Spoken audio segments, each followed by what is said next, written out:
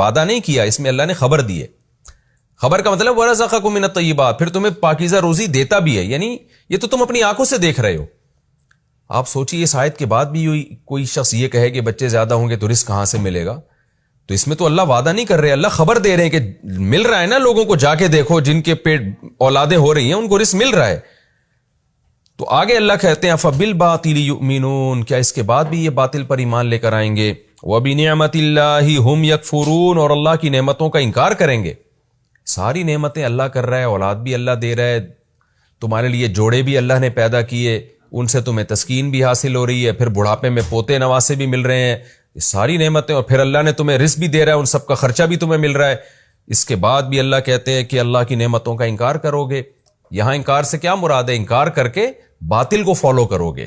اس باطل میں باطل نظام بھی ہے اور خصوصیت کے ساتھ شرک بھی ہے، جو مشرکین مکہ جس کے مرتکب تھے.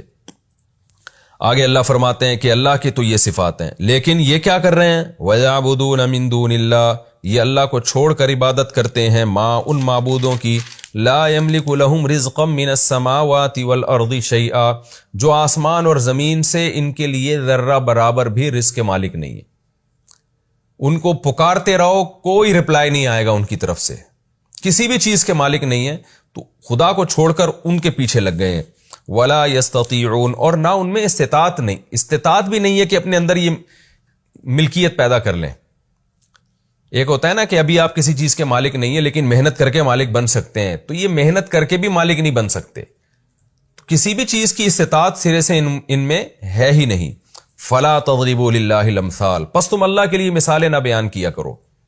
عرب مثال بیان کیا کرتے تھے کہ مثال کہتے ہیں کسی کی کوئی نظیر پیش کرنا.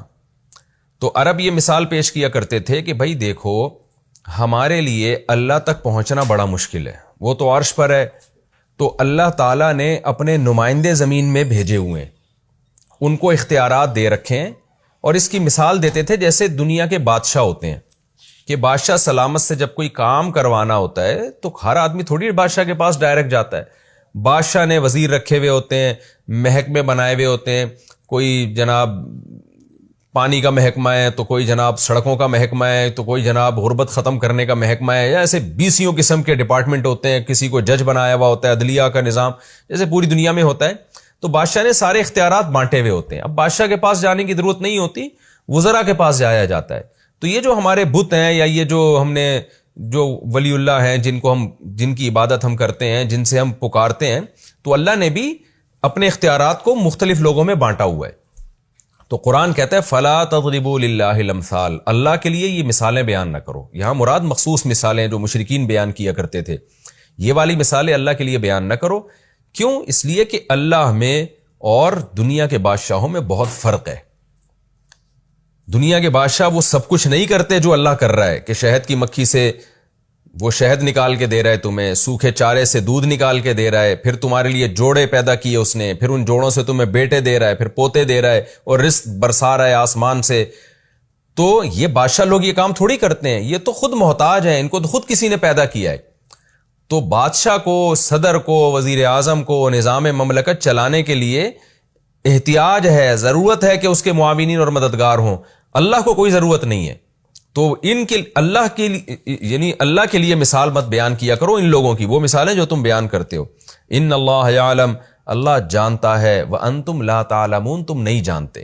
یعنی اللہ جانتا ہے کہ یہ مثالیں اللہ پہ فٹ نہیں بیٹھتی اور تم یہ بات نہیں جانتے. یہاں نہ جاننے کا مطلب ہے اپنی جہالت سے نہیں جانتے، یہ نہیں کہ دلائل نہیں ہے، بلکہ دلائل میں غور ہی نہیں کرتے. غور کرو گے تو تم بھی یہ بات جان جاؤ گے.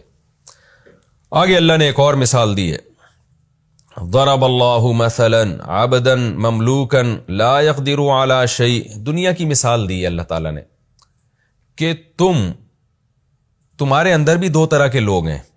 ایک وہ لوگ ہیں جن کو ہم نے خوب روزی دی، اختیارات ہیں ان کے پاس، دن رات خرچ کرتے ہیں، وہ کسی سے پوچھنے کی ضرورت بھی نہیں ہے ان کو. اور ایک وہ ہیں جو غلام ہیں، ان کے پاس کوئی سرے سے اختیارات ہی نہیں ہے.